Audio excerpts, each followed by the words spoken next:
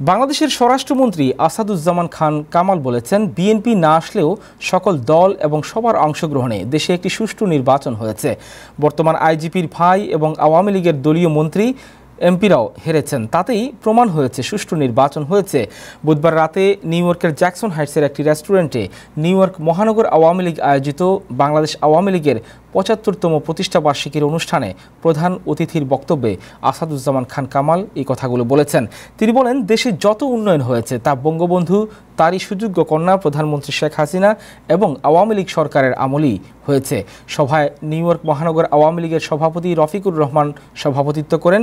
বিশেষ অতিথি হিসেবে বক্তব্য রাখেন যুক্তরাষ্ট্র আওয়ামী লীগের সভাপতি ডক্টর সিদ্দিকুর রহমান, সহসভাপতি ডক্টর মাসুদুল হাসান, সাধারণ সম্পাদক আব্দুস সামাদ আজাদ, স্টেট আওয়ামী লীগের সাধারণ সম্পাদক শাহিন আজমল সহ আরও অনেকে।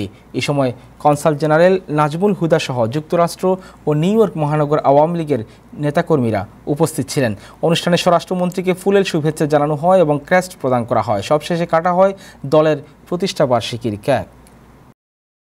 দুর্ভাগ্য যে সেনাবাহিনী প্রধান দুর্নীতিতে যুক্ত হবে, এটা কিন্তু কল্পনা করা যায় না, তাকেও ছাড় দেওয়া হচ্ছে না। আমি কথাটা এই জন্য আনলাম, এইরকম এবং শুধু তাই না, আপনারা হয়তো অনেকে দেখেছেন বাংলাদেশে সবচেয়ে সম্মানিত জায়গাটা যেটা ছিল বিশ্ববিদ্যালয়ের ভাইস চ্যান্সেলর। আমি যখন শিক্ষকতা করেছি, ছাত্র জীবন দেখেছি, আমরা দেখলাম শুরু থেকে মানে এর ভিতরে ভাঙ্গন কিভাবে ধরানো যায় তারই একটা ষড়যন্ত্র, তারই একটা চক্রান্ত চলছে। বঙ্গবন্ধু ছিলেন অত্যন্ত দূরদর্শী নেতা। আওয়ামী লীগের জন্ম হলো, তিনি সাধারণ সম্পাদক হিসেবে। আমরা বঙ্গবন্ধুকে যতই আমি শুনেছি, যতই কাছ থেকে দেখেছি, আমার কাছে মনে হতো তিনি একজন, মানে তার ভিতরে সমস্ত ক্ষমতাটা বোধ হয় তার কাছে ক্ষমতা। একটা বিরোধী দল আছে বিএনপি, লন্ডনে বসে তিনি দেশ চালাতে চেষ্টা করেন। লন্ডনে বসে যদি তিনি দেশ চালাতে পারেন, তাহলে তো অনেকেই অনেক দেশে চালায় বসে বসে দেশ চালাতে পারত। আমার তো মনে হয় যা কিছু তার সিদ্ধান্ত ছিল সবই বিএনপিকে ডোবানোর জন্য। একজন কথা বললেন ডোবানোর জন্য, আমিও তার সঙ্গে একমত। আমি একটা ছোট্ট কথা বলি, মানে তিনি যতদিন থাকবেন, যতদিন চলবেন, আমার মনে হয় আর কেউ কিছু করতে হবে না। কাজেই আমি এখানে ওই দল সম্বন্ধে আমি আর কিছু বলতে চাই না। সবারই রাজনীতি করার অধিকার আছে, সুষ্ঠু রাজনীতি চর্চা করবেন, এটাই আমরা চাই। আমাদের মাননীয় প্রধানমন্ত্রী সেটা চান।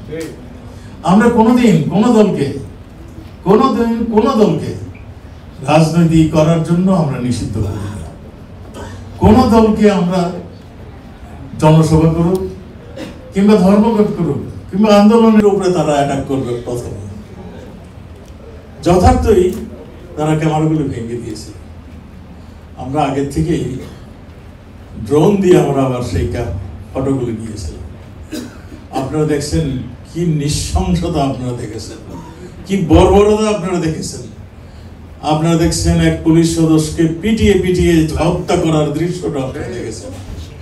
এক আনসার সদস্য, আরো কয়েকজন আমাদের পুলিশ সদস্য আনসার সদস্যকে নির্মম ভাবে পিটিয়েছে। প্রধান বিচারপতির বাসায় ভাঙচুর, লুটপাট। হাসপাতাল যেখানে সাংবাদিক ভাইরও চিকিৎসা নিতে ছিল সেই দিন, ইট পাটকেল খেয়ে, সেখানেও যে তাদের ভাঙচুরের দৃশ্যগুলি আপনারা দেখেছেন। এই যে একটি করলাম, তারা বললেন আসবেন, কন্ডিশন দিলেন, পরে বললেন যে আসবেন না। আমাদের দেশে একটা নিরঙ্কুশ একটা নির্বাচন হয়েছে, যেখানে যে যেমনি পেরেছেন দাঁড়িয়েছেন। শুধু এক দল না আসলে সব দলে, অনেক দল পার্টিসিপেট করেছে। ইভেন আওয়ামী লীগের ভিতরে যারা ভিন্ন মত প্রকাশ করেছেন তারাও দাঁড়িয়েছেন। আমরা সেই নির্বাচনটাও আপনারা দেখেছেন, একদম সুষ্ঠু নির্বাচন হয়েছে। আমাদের যে আইজিপি সাহেব এখন যিনি আছেন, তার ভাই কিন্তু নির্বাচন করেছেন। তিনিও হেরেছেন। একটা আইজিবির ভাই হেরে যান, সেখানে নির্বাচনটা কিরকম হতে পারে এখন আপনারা নিজেরাই বলুন।